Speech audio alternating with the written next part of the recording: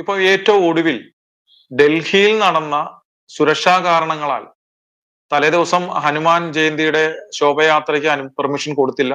പിറ്റേ ദിവസം കുരുത്തോല പ്രദർശനം നടക്കുന്നു, ഓശാന ഞായറാഴ്ച.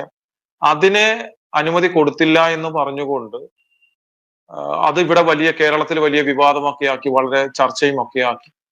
അതേസമയം അതിന്റെ പിറ്റേ ദിവസം ഇവിടെ ദുഃഖവെള്ളിയാഴ്ച ദിവസം തൊമ്മൻകുത്ത് എന്ന് പറയുന്ന സ്ഥലത്ത് അവിടെ പള്ളിയുടെ കൈവശം ഇരിക്കുന്ന ഭൂമിയിലേക്ക് കുരിശിന്റെ വഴി നടത്തിയിട്ട് അതിനെ തടഞ്ഞപ്പോൾ ഇവരാരും ശബ്ദിച്ചില്ല. ശരിക്കും പറഞ്ഞാൽ ക്രിസ്ത്യാനികളെ പൊട്ടന്മാരാക്കുകയാണ് ഈ രണ്ട് ഭരണ പ്രതിപക്ഷങ്ങൾ, ഇപ്പൊ UDF ആയാലും അത് LDF ആയാലും ഇവിടെ ചെയ്തുകൊണ്ടിരിക്കുന്നത്. പക്ഷെ നമ്മുടെ പരമ്പരാഗത ഒരു രാഷ്ട്രീയമുണ്ട്.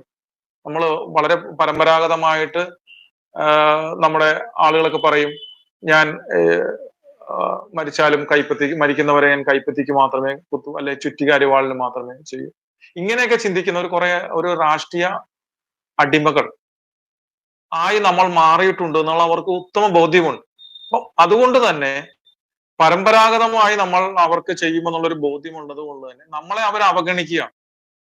സമയമാകുമ്പോൾ നമ്മുടെ കുറെ ആളുകളെയൊക്കെ പോയി അവരുടെ വാസസ്ഥലങ്ങളിലൊക്കെ പോയി കണ്ട് ഒന്ന് കെട്ടിപ്പിടിച്ചു, രണ്ട് പ്രസ്താവനയൊക്കെ നടത്തി, അല്ലെങ്കിൽ ക്രിസ്മസ് ആകുമ്പോൾ കുറച്ച് കേക്കുമായിട്ട് പോയി, ഇങ്ങനെയൊക്കെ കുറെ ഗിമ്മിക്കുകളെല്ലാം കാണിച്ചു കഴിയുമ്പോൾ ഇലക്ഷൻ അടുക്കുമ്പോൾ എങ്ങനെയൊക്കെ ചവിട്ടി തേച്ചെന്ന് പറഞ്ഞാലും ഇവർ ഇപ്പൊ കോൺഗ്രസിനായാലും കമ്മ്യൂണിസ്റ്റിനായാലും വോട്ട് ചെയ്തുകൊള്ളൂ എന്നുള്ള ഒരു വിശ്വാസം കൊണ്ട് ഇവർ ശരിക്കും പറഞ്ഞാൽ ക്രിസ്ത്യാനികളെ, അത് ഏത് സഭകളായാലും അവരെ അവഗണിക്കുക മാത്രമാണ് ഇവർ ചെയ്തുകൊള്ളൂ.